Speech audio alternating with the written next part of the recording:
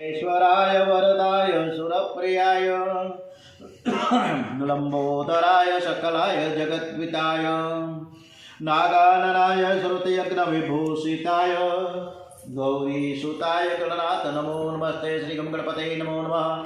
श्री हनुमान जी महाराज की जय। हनुमंते नमो नमः। ओम श्री हनुमंते नमो नमः। श्री रामचंद्र भगवान की जय। ओम श्री गायत्री मात की जय। ओम श्री सोमनाथ महादेव की जय। ओम श्री भूतनाथ महादेव की जय। श्री द्वारिकाधीश की जय। रणछोड़राय जी महाराज की जय। ओम श्री कृष्ण कन्हैयालाल की जय। श्री डोंगरे जी महाराज की जय। श्री सुखदेव जी महाराज की जय। श्री भारत माता की जय। वंदे वेद मातरम। सौनु करो कल्याण हे दयाळु प्रभु। सौनु करो कल्याण नर नारी पशु पक्षी साथे जीव जंतु नो तमाम सौनु करो कल्याण। આજે 23મી જાન્યુઆરી વસંત પંચમી મહાસુદ પાંચમ શુક્રવાર છે। જય સંતોષી માતા। આજની કથા આપણે કૃષ્ણ કન્યાને સરસ રીતે સંભળાવીએ એવા ભાવ સાથે। આજે કન્યા વગરની ગોકુળની હાલત જેવી છે એ કથા તરફ ડુંગરેજી મહારાજે સરસ મજાનું વર્ણન કર્યું છે। કન્યાએ વ્રજ છોડ્યું છે ત્યારથી વ્રજની બધી જ કુંજો વેરાન થઈ ગઈ છે। યમુનાના જળ જાણે ગોપીઓના આંસુ વહી રહ્યા હોય એવા લાગે છે।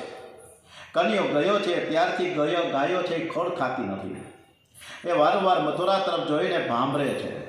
શ્યામ વિરહમાં બધા જ વ્યાકુળ છે। ગોપાળ વગર કુંજો વેરાન થઈ ગઈ। શ્રી કૃષ્ણ મથુરા ગયા પછી નંદ યશોદાએ અનાજ લીધું નથી।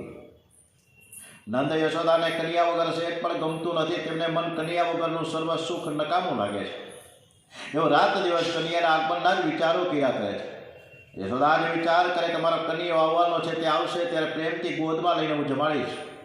કન્યાને જમાડીને પછી હું જમીશ। યશોદાજી કન્યાને વારંવાર યાદ કરે છે। કન્યો પારણામાં સૂતો, આ વાટિકામાં માખણ મિશ્રી જમતો, આ પથારીમાં આરામ કરતો, આ પ્રમાણે યાદો કરીને એમની સ્મૃતિઓને ઢંઢોળીને પતિ પત્ની રડે છે। બંને પતિ પત્ની એકબીજાને આશ્વાસન આપે છે। એટલે કે નંદ બાબા યશોદાજીને યશોદાજી નંદ બાબાને આશ્વાસન આપે છે। નંદ બાબા વિવળ થાય ત્યારે યશોદાજી પણ એટલા જ વિવળ થઈ જાય છે। નંદ બાબા કહે કે હું કંઈ તેને ગાયો ચરાવવા મોકલતો ન હતો, ઉલટું તો તે મને કહેતો કે બાબા હું તો ગાયોની સેવા કરવા માટે તો તમારે ત્યાં આવ્યો છું, ગોપાળ છું અને ગાયો વિના ચેન પડતું ન હતું। ગાયોને પણ એના ઉપર ખૂબ જ પ્રેમ છે। કન્યાના વિયોગમાં ગાયો પણ ખોર ખાતી નથી। કન્યો જ્યારે હતો ત્યારે ગાયો કેવી પુષ્ટ હતી, હવે તો તે દુબળી પાતળી થઈ ગઈ છે। કન્યો આપણને તો ભૂલો પણ સોયની ગાયોને પણ ભૂલી ગયો છે। એ ગાયોને જોવા માટે પણ નથી આવતો। જો તે ગાયોને જોવા માટે પણ એકાદ વાર આવે તો વ્રજ સનાથ બની જાય। મને ખબર જ ન હતી કે કન્યો મથુરા ગયા પછી આવો નિષ્ઠુર થઈ જશે। કન્યાની ગંગી ગાય તો હવે ઘરે જ આવતી નથી। રાત દિવસ ભૂખી અને તરસી વૃંદાવનમાં ફર્યા કરે છે। કન્યા અમારા માટે નહીં તો એકાદ વાર ગાયોને માટે પણ તો તું આવી તો જા। આ ગાયો તારા વિરહમાં ઝૂરીને મરી જાય છે। આમ નંદ અને યશોદા દરરોજ કન્યાને યાદ કરે છે। એ વ્યાકુળ થઈને રડી પડે છે, તેમનો નિત્ય ક્રમ બની ગયો છે। કન્યાની વાતો કરે છે અને રડી પડે છે। કોઈ બહુ આદર કરે તો થોડા કંદમૂળ ખાય છે। આ બાજુ ઉદ્ધવ રથમાં વ્રજવાસીઓના વિચારો કરતા કરતા ધીરે ધીરે આવે છે। મથુરાની હદ પૂરી થઈ હવે ઉદ્ધવે વ્રજભૂમિમાં પ્રવેશ કર્યો છે। વ્રજમાં પશુ પક્ષીઓ રાધા કૃષ્ણનું કીર્તન કરે છે। વ્રજભૂમિ એ પ્રેમ ભૂમિ છે। વ્રજભૂમિ એ સાત્વિક ભૂમિ છે। ત્યારે પશુ પક્ષીઓના દિવ્ય વૃક્ષો દિવ્ય છે। આવા વૃંદાવનનો મહિમા કોણ વર્ણવી શકે? રોજના નિયમ પ્રમાણે આજે ગ્વાલ બાલ મિત્રો કન્યાની પ્રતીક્ષા કરતા બેઠા છે। શ્રીધામ મધુમંગલ જે કન્યાના ખાસ મિત્રો હતા તે પણ ત્યાં હાજર છે। બધા જ બેઠા બેઠા કન્યાની વાતો કરે છે। ત્યાં દૂરથી રથ આવતો દેખાયો। ગ્વાલ બાલ મિત્રોને થઈ કે કૃષ્ણ આવે છે એમ વિચારી તેઓ રાજી થતા રથની સામે દોડે છે। પણ ઉદ્ધવજી રથમાંથી નીચે ઉતરતા નથી। ગ્વાલ બાલ મિત્રો હતાશ થઈને કહે છે કે અરે આ તો કૃષ્ણ નથી, આ તો કોઈ બીજો જ છે। કૃષ્ણ હોય તો રથમાંથી કૂદી પડે, આમ બેસી ન રહે, આ તો કોઈ અભિમાની લાગે છે। ગ્વાલ બાલો રથને ઘેરીને ઊભા છે। રથમાં બેઠા બેઠા ઉદ્ધવજી કહે છે કે હું તમારા શ્રી કૃષ્ણનો સંદેશો લઈને આવ્યો છું, મારું નામ છે ઉદ્ધવ. શ્રી કૃષ્ણ આવવાના છે. ગ્વાલ બાલ કહે છે કે ઉદ્ધવ અમને ખબર નહોતી, અમને નહોતી ખબર કનૈયો મધ્યમાં રહીને આવો નિષ્ઠુર થઈ જશે. કૃષ્ણ વગર અમારી એક શરણ પણ પસાર થતી નથી. આ બધું જ ખાવા દોડે છે, બધું સૂનું સૂનું લાગે છે. કન્યા વગર બંસીવટ જમનાવટ સૂનું લાગે છે. અરે વૃંદાવન પણ સૂનું લાગે છે. વ્રજ ઉજળ થઈ ગયું છે. બોલો ઉદ્ધવજી, કૃષ્ણ ક્યારે આવશે? આમ ગ્વાલ બાલ મિત્રો આવેશમાં આવી પોતાના અંતરની વેદના વ્યક્ત કરે છે. ઉદ્ધવજીએ નંદ બાબાના ઘરની વિશે પૂછતા ગ્વાલ બાલોએ ઉદ્ધવજીને નંદ બાબાના ઘરનો માર્ગ બતાવીને કહે છે કે આ માર્ગેથી તમે રથ લઈ જાઓ. તમે આવ્યા તે સારું કર્યું, તમે જલ્દીથી નંદ બાબાને ત્યાં જાઓ. નંદ બાબાને યશોદાજી કન્યાની પ્રતીક્ષા કરે છે, તમે ત્યાં જાઓ, અમે ત્યાં આવીએ છીએ. ઉદ્ધવજીનો રથ નંદ બાબાના આંગણામાં આવ્યો છે. એ સમયે યશોદાજી પાગલ થઈને કાગડાની સાથે વાતો કરી રહ્યા છે. નંદ બાબા નિસ્તેજ થઈને આંગણામાં બેઠા છે. દૂરથી રથને આવતો જોઈને જાણે મળદામાં પ્રાણાયો એમ પ્રેમમાં પાગલ થયેલા નંદ બાબા એકદમ ઊભા થઈને બૂમ પાડે છે કે કનૈયો આવ્યો. એ કનૈયો આવ્યો, લાલો આવ્યો. પતિ પત્ની દોડતા દોડતા રથ પાસે પહોંચ્યા. કન્યાને જોવા માટે બંનેના જીવ તરફડે છે, પણ રથમાં કનૈયો ન દેખતા કૃષ્ણ કૃષ્ણ કહેતા કહેતા નંદ બાબાને ત્યાં જ મૂર્છા આવી ગઈ. મૂર્છામાં પણ નંદ બાબા આંખો બંધ કરીને હરે કૃષ્ણ કૃષ્ણ કૃષ્ણ હરે હરે હરે કૃષ્ણ કૃષ્ણ કૃષ્ણ હરે હરે. નંદ બાબાને મૂર્છા આવી એ ઉદ્ધવજી સમજી ન શક્યા. યશોદાજી ધૈર્ય રાખી રડતા રડતા દાસીઓને કહ્યું કે આ કોઈ મોટા ઘરનો મહેમાન લાગે છે, તેનું સ્વાગત કરો. ઉદ્ધવજીએ સ્નાન કર્યું, ભોજન કર્યું. દાસીઓ ઉદ્ધવને જમાડી તેના માટે પથારી તૈયાર કરે છે. નંદ બાબા હજુ પણ મૂર્છામાં છે. દાસીઓ મૂર્છામાં પડેલા નંદ બાબાના કાનમાં જઈને કહે છે કે બાબા બાબા કનૈયાનો ખાસ મિત્ર તમને મળવા આવ્યો છે. કનૈયો શબ્દ સાંભળતા જ નંદ બાબાએ તરત જ આંખો ઉગાડી. ઉદ્ધવજી કહે કે હું તમારા કન્યાનો મિત્ર છું, મારું નામ છે ઉદ્ધવ, તમને મળવા આવ્યો છું. કન્યાએ સંદેશો મોકલ્યો છે. આ સાંભળી નંદ બાબા બેઠા થયા. ઉદ્ધવજી પ્રણામ કરીને કહે છે કે શ્રી કૃષ્ણે સર્વને કુશળ સમાચાર પૂછ્યા. નંદ બાબા કહે કે ઉદ્ધવ તમે આવ્યા તે સારું થયું. ઉદ્ધવ તું ખરું કહે છે, કનૈયો મને અને તેની માને કોઈ દિવસ યાદ કરે છે કે નથી કરતો? એ ઉદ્ધવ કૃષ્ણને કહે છે કે આ ગિરિરાજ, આ યમુના બધા તારી પ્રતીક્ષા કરે છે. એ ઉદ્ધવ તું કનૈયાને એમ કહે છે કે તારી ગંગી ગાય તો ઘેર આવતી જ નથી. એ ઉદ્ધવ આ એ જ યમુના છે જેમાં કનૈયો જળ ક્રીડા કરતો. આ એ જ ગિરિરાજ છે જેણે તે પોતાની ટટલી આંગળી ઉપર ઉઠાવી લીધેલો. આ એ જ વન પ્રદેશ છે જ્યાં કનૈયો પોતાની ગાયોને ચરાવતા ચરાવતા વાંસળી વગાડતા ગાયોને બોલાવે. ઉદ્ધવ તે પેલું સ્થાન જોયું કે નહીં, જ્યાં કનૈયો પોતાના મિત્રોની સાથે અનેક પ્રકારની રમતો હતો. એ ઉદ્ધવ આ બધું જોઈને મારું મન કનૈયામય થઈ ગયું છે. એ ઉદ્ધવ હું તો પાગલ થયો છું. મને તેવો ભાસ થાય છે કે કૃષ્ણ મથુરા ગયા જ નથી. મને મારા બાલકૃષ્ણલાલ મારા પારણામાં સૂતેલા દેખાય છે. ઉદ્ધવ વધારે તો હું શું કહું, ગઈકાલ આખી રાત કનૈયો મને પારણામાં સૂતેલો દેખાયો. આખી રાત મેં જાગીને કનૈયાને પારણામાં ઝૂલાવ્યો. સવાર થતાં મને થયું કે ચાલ કનૈયાને ઉઠાડી દઉં, નહીંતર ગાયો ચરાવવાનું મોડું થશે. પણ જેવો કનૈયાને ઉઠાડવા જાઉં છું ત્યાં મેં પારણું ખાલી જોયું. એ ઉદ્ધવ કનૈયો મારા દિમાગ ઉપર એવો છવાઈ ગયો છે કે તેને ભૂલવો અમારા માટે અશક્ય છે. હે ઉદ્ધવ મને તો રોજ કનૈયાની વાંસળી સંભળાય છે. આ કદમના ઝાડ ઉપર ચડીને તે રોજ વાંસળી વગાડે છે. હે ઉદ્ધવ મને થયું કે કનૈયાને હવે ભૂખ લાગી છે. હું માખણ મિશ્રી લઈને ઝાડ ઉપર આપવા ચડ્યો તો કનૈયો ઝાડ ઉપર મને દેખાય પણ હાથમાં આવતો નથી. નંદ બાબા પાગલ થયા છે. ઉદ્ધવજી એ બધાને બોધ આપવા આવ્યા છે, પણ એ વ્રજવાસીઓના પ્રેમને જોઈને તેઓ વિચાર કરે છે હું કેવી રીતે બોધ આપું અને શું આપું. આમને તો પારણામાં યમુનાના ઘાટ ઉપર કદમના ઝાડ ઉપર બધે વાંસળી વગાડતા કનૈયો દેખાય છે. મેં અનેક વાર ઉપદેશ આપ્યો છે કે બ્રહ્મ વ્યાપક છે, પરંતુ વ્યાપક છે એનો અનુભવ તો નંદ બાબા કરે છે. મને તો હજી સુધીનો અનુભવ થયો નથી. હું નંદ બાબાને શું ઉપદેશ આપું? ઉદ્ધવ તું સાચું કહે છે, કનૈયો મને કોઈ દિવસ યાદ કરે છે કે નથી કરતો? ના એની વાત તો દેવકી છે. હું તો ફક્ત લાલાની ધાવ છું. હે ઉદ્ધવ દેવકીને કહેજે કે તમને કોઈ નોકરની જરૂર પડે ને ત્યારે યશોદાને દાસી તરીકે ઘરમાં તું રાખજે. હવે કૃષ્ણ વિયોગમાં મને મારશો નહીં, કનીઓ જ્યાં હોય ત્યાં મને લઈ જાઓ. એ ઉદ્ધવ મને તને પુણ્ય લાગશે. બોલતા બોલતા યશોદાજી રડવા લાગ્યા છે. ઉદ્ધવજી કહે કે માં, શ્રી કૃષ્ણ તમને ખૂબ જ યાદ કરે છે. તમારા લાલાએ તમને પ્રણામ પાઠવ્યા છે. તે જાતે જ આવવાના હતા, પરંતુ મથુરાનો રાજકારભાર બધો જ એમના હાથમાં હોવાથી એ આવી શક્યા નથી. આથી એમણે મને કહ્યું કે તું ગોકુળ જા અને મારી માને એમ કહેજે કે તારો લાલો મથુરામાં આવીને ફસાઈ ગયો છે, પણ તે ગોકુળ જરૂર આવશે. ઉદ્ધવજીનું અર્ધું જ્ઞાન અભિમાન તો નંદ બાબા અને યશોદાજી સાથેની વાતચીતમાં ઉતરી ગયું. જેને સર્વત્ર કૃષ્ણ દેખાય છે તેને બ્રહ્મ વ્યાપક છે એવો ઉપદેશ હું કેવી રીતે આપું? ઉદ્ધવજી કહે કે માં, હું યમુનાજીમાં સ્નાન કરીને આવું છું. મારે ગોપીઓને પણ સંદેશો કહેવો છે. ઉદ્ધવજી માની આજ્ઞા લઈને સ્નાન કરવા નીકળે છે. દધિમંથન કરતાં કરતાં સખીઓ કૃષ્ણ લીલા ગાય છે.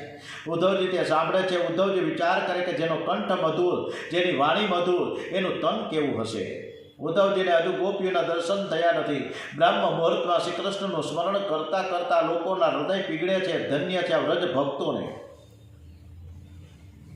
આ બાજુ ગોપીઓની નિયમ છે કે દધિમંથન કર્યા બાદ ઘરમાંથી બહાર નીકળી નંદ બાબાના મહેલને વંદન કરવું, નંદ બાબાના આંગણામાં નંદ નંદનને પ્રણામ કરવા. રોજના નિયમ પ્રમાણે ગોપીઓ નંદ બાબાના મહેલે વંદન કરવા આવી છે. એમણે બાબાના આંગણામાં રથને જોયું. રથને જોતા જ તે અક્રૂરનો પ્રસંગ યાદ આવે છે. એટલે એક ગોપી કહે છે, અરે સખી, પેલો અક્રૂર પાછો આવ્યો લાગે છે. અમારા પ્રાણને તો તે લઈ ગયો, હવે શા માટે પાછો આવ્યો છે? લલિતા કૃષ્ણ વિહારમાં વ્યાકુળ થઈ કૃષ્ણ કૃષ્ણ કૃષ્ણ બોલવા લાગી. ત્યારે વિશાખા કહે છે કે અરે સખી, કૃષ્ણ તો સ્વાર્થી છે, કપટી છે. હવે તો તે મથુરાનો રાજા થયો છે. તું કન્યાને ભૂલી જા અને ઘરના કામકાજમાં મન લગાડ. લલિતા કહે, હું જેમ જેમ કૃષ્ણને ભૂલી જવા પ્રયત્ન કરું છું એમ તે વધારે મને યાદ આવે છે. ગઈકાલે હું કૂવા ઉપર જળ ભરવા ગઈ હતી. ત્યાં એકાએક મારી કાને કન્યાની મધુર વાંસળીનો અવાજ પડ્યો. મને થયું કે આ વાંસળીનો અવાજ ક્યાંથી આવ્યો હશે?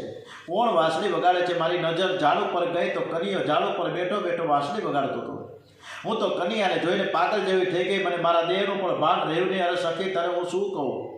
દોરી ઘોડાને બાંધવાની હતી, પણ તેને બદલે તે દોરી મારા બાળકને બાંધી દીધી અને એને જ કૂવામાં નાખ્યો. મને તો ભાન નથી. પણ ઝાડ ઉપર બેઠેલા કન્યાએ જોયું. તરત જ ઝાડ ઉપરથી કૂદકો મારીને કહે કે અરે બાવરી, તું શું કરી રહી છું? પછી કન્યાએ મારા બાળકને બહાર કાઢ્યો. બાળક તો હસતો હતો. પછી તો કન્યો મને મારા ઘર સુધી મૂકી ગયો. હું કન્યાને જેટલો ભૂલવા પ્રયત્ન કરું છું એટલો તે વધારે ને વધારે મને યાદ આવે છે. તે મારા રોમે રોમમાં વસી રહ્યો છે. ત્યારે બીજી ગોપી કહે છે કે અરે સખી, લોકોમાં ભલે કહે કે કનિયો મથુરા ગયો છે, પણ એ તો દરેક વખતે મને અહીં જ દેખાય છે. ગઈકાલે સાયંકાળે જમુનાજીમાં જળ ભરવા ગઈ હતી. અંધારાના કારણે મને બીક લાગતી હતી. બીજી એ પણ ચિંતા સતાવતી હતી કે બેડલું માથે કોણ ચડાવશે. એટલામાં તો કનિયો મારી પાસે આવ્યો.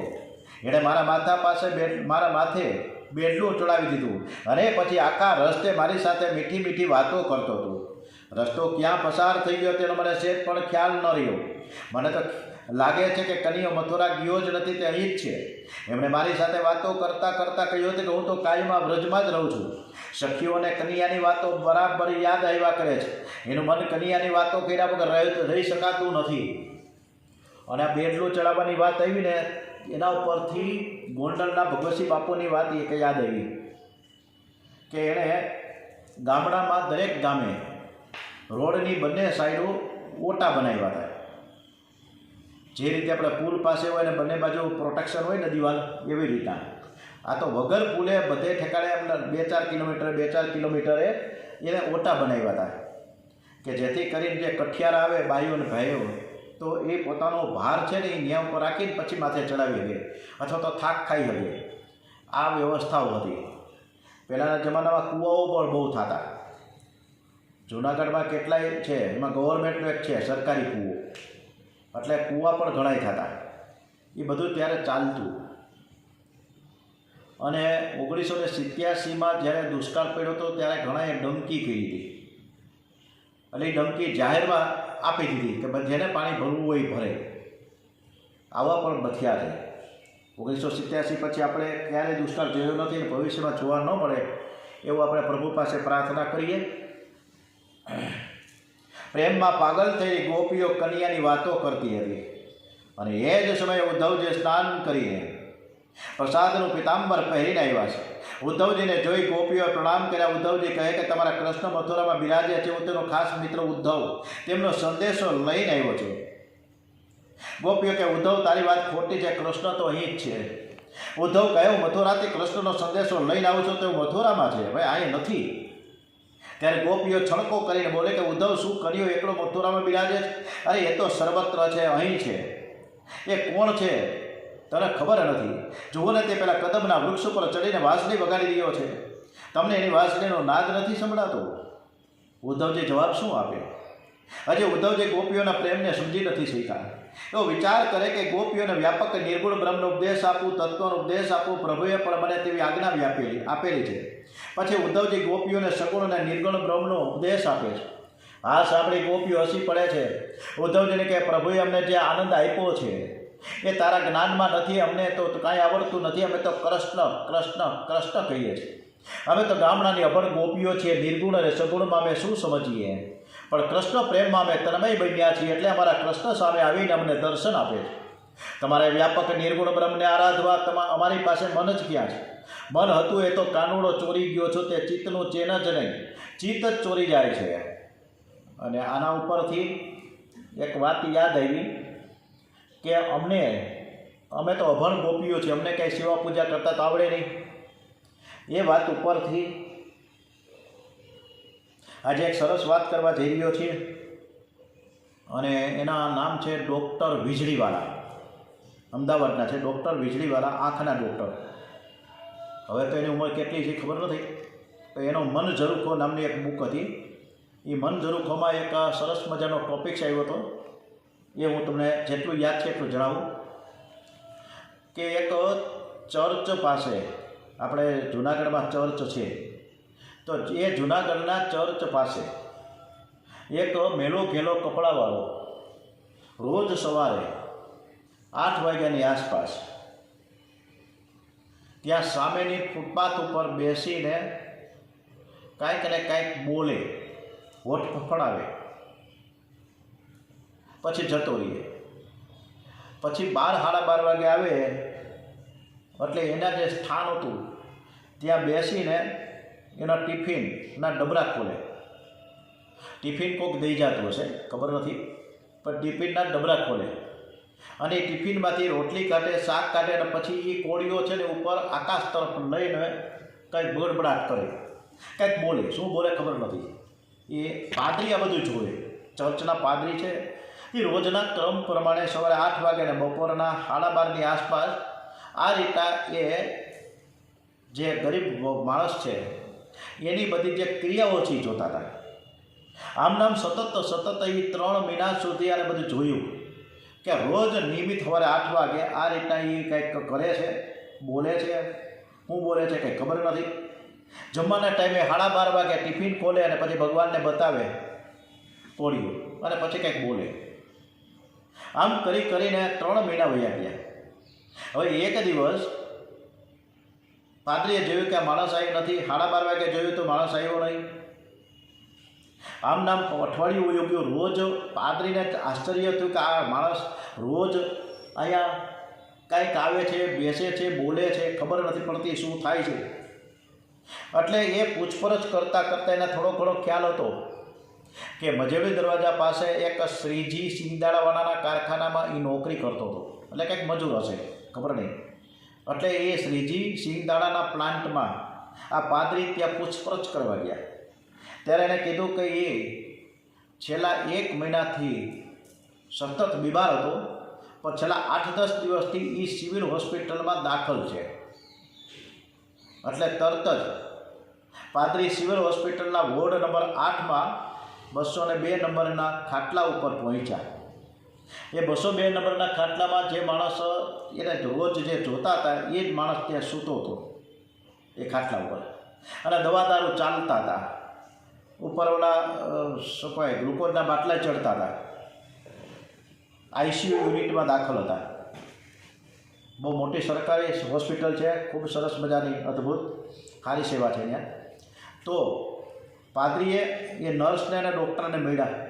એને પોતાનું ઇન્ટ્રોડક્શન આપ્યું કે ભાઈ હું આ ચર્ચનો પાદરી છું અને આ રોજ અહીંયા આવતો, રોજ પૂજાપાઠ કોણ જાણે શું બોલતો કરતો કંઈ ખબર નથી, પણ છેલ્લા 8-10 દિવસ ન મળે એટલે હું અહીંયા આવ્યો છું. શું થયું છે આને? તકલીફ શું છે? તો એને તકલીફ તો ઘણી બધી છે. તો કે શું છે? એના કોઈ સગાવાલા તો કોઈ દેખાતા નથી એના ખાટલા ઉપર. તો કે એને કોઈ સગાવાલા છે જ નહીં, નિરાધાર છે, એના મા બાપ નથી, ડૉક્ટર કહે છે. તો કે એને થયું છે શું? એટલે ડૉક્ટરની આંખમાં આંસુ આવી ગયા કે એને છેલ્લા સ્ટેજનું બ્લડ કેન્સર છે, છેલ્લા સ્ટેજનું બ્લડ કેન્સર છે અને હવે ઝાઝો સમય જીવવાનો નથી, હવે થોડી કલાકો જ એમ કહીએ તો ચાલે. પાદરી તરત જ હતભ્રત થઈ ગયા, અવાચક બની ગયા. તરત જ એ માણસ પાસે આવ્યા. એ માણસને પૂછે છે કે તને આટલી બધી બીમારી છે તે મને કેમ જણાવ્યું નહીં? એટલે માણસે કીધું કે ભાઈ મારે તમને શું જણાવું, હું તો મારા પ્રભુ ભગવાન સાથે વાતો કરતો હતો. તો કે તું ત્યાં રોજ ઉઠીને સવારના 8 વાગ્યા? તો કે હું ભગવાનની સાથે, અમને તો તમારા જેવું, હું તો અભણ છું, મને કંઈ આવડે નહીં, સેવા પૂજા મંત્ર કાંઈ ન આવડે, એટલે હું ભગવાનને કાલાવાલા કરું. અને પછી બપોરના 12:30 વાગે આવતો ત્યારે તું કંઈક ભગવાનને ટિફિન ખોલીને બતાવતો હતો? તો કે હા, એવું રોજ બતાવતો હતો. આજે એ પણ હું તમને કહું કે રોજ જ્યારે હું ટિફિન ખોલતો ને ત્યારે પહેલો ભાગ હું ભગવાનને નોખો આપતો, નોખો પાડતો. પહેલાં ભગવાનને હું જમાડતો, એટલે હું હાથ ઊંચો કરી અને એ ડબરામાંથી આમ આપતો હતો.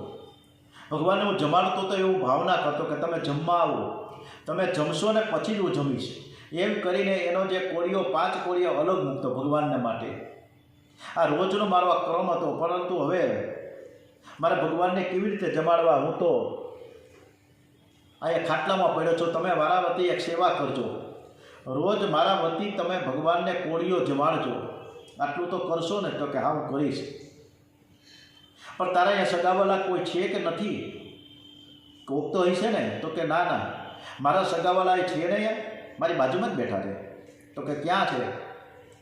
મારો ભગવાન મારી બાજુમાં મારા ખાટલા ઉપર જ બેઠો છે, તમને દેખાતા નથી?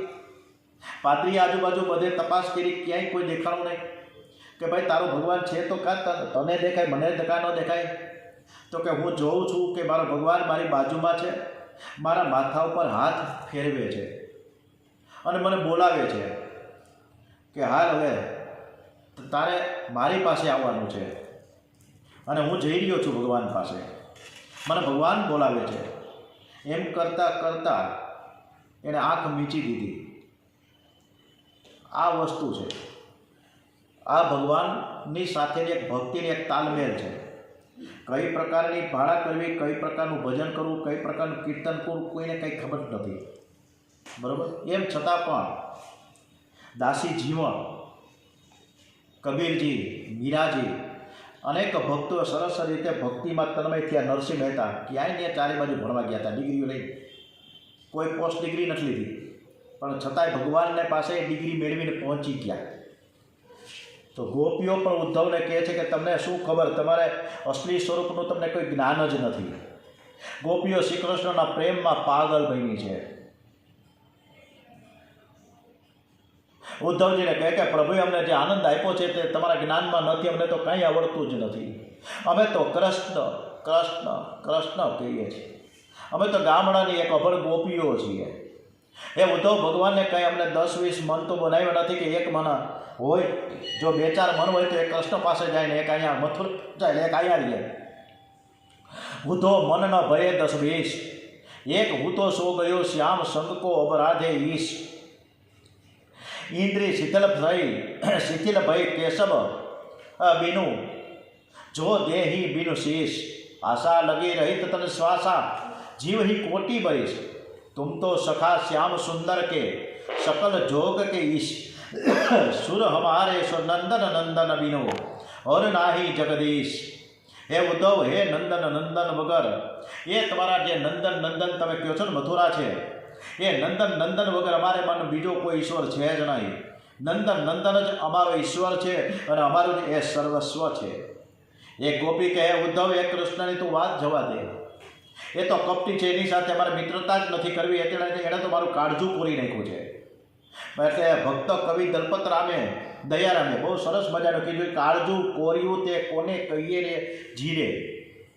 મને બહુ ભજન આવડતા નથી, બહુ સંસ્કૃતનું કોઈ નોલેજ નથી, કાંઈ આવડતું જ નથી, છતાંય આપણે કૃષ્ણ ભગવાનને એની પ્યારી પ્યારી કથા આપણે ગાઈએ છીએ, સાંભળીએ છીએ અને વાંચીએ છીએ. આ સિવાય કંઈ આવડતું નથી. કાળજું કોર્યું તે કોને કહીએ જીએ, વેરી જો હોય તો વડતારે ફાવીએ, પ્રાણથી પ્યારો ને લહીએ રે જીરે, સોળનો ઘાવ માર્યો સ્નેહી સામણીયો, કિયા રાજાને રાવે જઈએ જીરે, કળ ન પડે કાંઈ પેર ન સૂજે, રાત દિવસ ઘેલા રહીએ જીરે, કોઈ વસ્તુમાં શરણ ચિત્ત ન ચોંટે, અલવેલો આવી બેઠો હૈયે જીરે, દયાના પ્રીતમજીને એટલું તો જઈને કહેજો કે ક્યાં સુધી દુઃખ સહીએ જીરે. આટલું બધું ઉદ્ધવજીને ગોપીઓ કહે છે. સરસ મજાનું. ગોપીઓ કહે, ઉદ્ધવ, તને શું કહીએ, કૃષ્ણ કેવા છે એ તને શું ખબર પડે? તું કૃષ્ણને બરાબર જાણતો નથી. એના અસલી સ્વરૂપનું જો તને જ્ઞાન થયું હોય તો તું એને છોડીને અહીં આવત જ નહીં. ઉદ્ધવ, ખરું કહીએ તો કૃષ્ણે તને બ્રહ્મજ્ઞાનની વાતો કરીને ભરમાવ્યો છે. ઉદ્ધવ, તું કૃષ્ણને છોડીને આવ્યો છે તે ઉપરથી લાગે કે તને કૃષ્ણના અસલી સ્વરૂપના દર્શન થયા નથી. જે તેના અસલી સ્વરૂપના દર્શન થાય તે એક ક્ષણ પણ તેને છોડી શકે નહીં. હે ઉદ્ધવ, બોલ, તું કોનો સંદેશો લઈને આવ્યો છે? આ અનાથ વ્રજને તે ક્યારે સનાથ કરશે? ગોપીઓ શ્રી કૃષ્ણના પ્રેમમાં પાગલ બની છે. ત્યાં એક સખીને ઝાડમાં કૃષ્ણનો ભાસ થયો. એ ઝાડ પાસે જઈને આલિંગન કરે છે અને કહે છે કે અમારા કૃષ્ણ છે. ઉદ્ધવજીને આશ્ચર્ય થયું છે, આને તો વૃક્ષમાં પણ કૃષ્ણ દેખાય. હવે તેમને ભાન થાય કે હું વ્યાપક બ્રહ્મનું રટણ કરું છું તો ખરો, પરંતુ મને વ્યાપક બ્રહ્મનો અનુભવ તો થતો નથી. અને વ્યાપક બ્રહ્મનો અનુભવ તો આ અભળ ગોપીઓની પાસે છે. સખીઓ ઉદ્ધવજીને રાધાજીના દર્શન કરાવવા લઈ જાય છે. સખીઓના મંડળમાં શ્રી રાધાજી બિરાજેલા છે. મુખ ઉપર અતિ સાત્વિક દિવ્ય તેજ છે, સાદો શૃંગાર, 9 વર્ષની અવસ્થા, પ્રેમની મૂર્તિ, જગતને આનંદ આપનાર, શ્રી કૃષ્ણને પણ આનંદ આપનાર શ્રી રાધાજીને ઉદ્ધવજી સાષ્ટાંગ વંદન કરે છે. રાધાજીનું સ્વરૂપ દિવ્ય છે, પણ શ્યામ સુંદરના વિયોગથી રાધાજીનું શરીર સૂંકાઈને કાંટા જેવું થઈ ગયું છે. મન વ્યાકુળ અને વ્યથિત છે. માથાના વાળ સૂંકા અને વિખરાયેલા છે. ચંદ્ર જેવું મુખ કરવાઈ ગયેલું છે. મુખમાંથી વેદના ભરી આહ નીકળી રહી છે. આંખો આંસુઓથી ભરેલી છે અને શરીરનો ઉપરના કપડાં અસ્તવ્યસ્ત થઈ ગયા છે. સુખકર કાંટા હુઆતન થા બિકલ બેહાલ મન, બાલ બિખરે શુષ્ક થે મુરઝા, હુઆ થા વિધુ વદન, મુખ નિકલતી આહથી થી આંખ આંસુ સે ભરી, બસન અસ્તવ્યસ્ત થી દુઃખલતા પૂરી કરી. રાધાજી પૂછે છે કે હું ઉદ્ધવ, તું કોનો સંદેશો લઈને આવ્યો છે? તું ક્યાં કૃષ્ણનો સંદેશો લઈને આવ્યો છે? તું બતાવતું ખરા. મારા કૃષ્ણ તો અહીં મારી પાસે જ છે, મને તેનો વિયોગ થયો નથી. રાધાજી ચિંતનમાં તન્મય થયા છે. ઉદ્ધવજી ફરીથી વંદન કરે છે. તે કહે છે કે હું મથુરાથી આવ્યો છું અને શ્રી કૃષ્ણ આવવાના છે એવું કહેવડાવ્યું છે. શ્રી રાધાજી કે ઉદ્ધવ, તું મારા નાથનો સંદેશો લઈને આવ્યો છે ને? તારા આ સંદેશાથી મને શાંતિ મળતી નથી. વિરહના દુઃખને જાણે. રામબાણ વાગ્યા હોય તો તે જાણે. એવું કોઈ શાસ્ત્ર નથી, એવું કોઈ ઉપદેશ નથી જે મનને શાંતિ આપી શકે. જગતમાં એવું કોઈ મંત્ર નથી કે જેથી હું કોઈ એક શરણ પર શ્રી કૃષ્ણને ભૂલી શકું. હું તો સતત શ્રી કૃષ્ણને ભજું છું, શ્રી કૃષ્ણને નિહાળું છું અને તેનું ધ્યાન ધરું છું. આમ રાધાજી વિરહમાં વ્યાકુળ થયા છે. નાથ, તમે ક્યારે આવશો? રાધાજીની આ દશા જોઈ એક એક પક્ષી, એક એક વૃક્ષ રડવા લાગ્યા છે. ખુદ ઉદ્ધવજી પણ રાધાજીને પ્રેમને જોઈને રડી પડ્યા છે. ઉદ્ધવજી વિચાર કરે કે આને હું શું સંદેશો આપું. હવે આગળની કથા આપણે આવતીકાલ ઉપર કરીશું. ઓમ શ્રી કૃષ્ણ કનૈયા લાલ કી જય. ઓમ શ્રી ગણપતિ મહારાજ કી જય. શ્રી ગજાનન મહારાજ કી જય. હનુમાનજી મહારાજ કી જય. શ્રી રામચંદ્ર ભગવાન કી જય. ઓમ શ્રી ગાયત્રી માત કી જય. શ્રી સોમનાથ મહાદેવ કી જય. શ્રી ભાગવત ભગવાનજી મહારાજ કી જય. ઓમ શ્રી કૃષ્ણ કનૈયા લાલ કી જય. ઓમ શ્રી ડોંગરેજી મહારાજ કી જય. શ્રી સુખદેવજી મહારાજ કી જય. શ્રી ભાગવત ભગવાનજી મહારાજ કી જય. ઓમ શ્રી ભારત માતા કી જય. ઓમ નમઃ પાર્વતી પતે. હર હર મહાદેવ.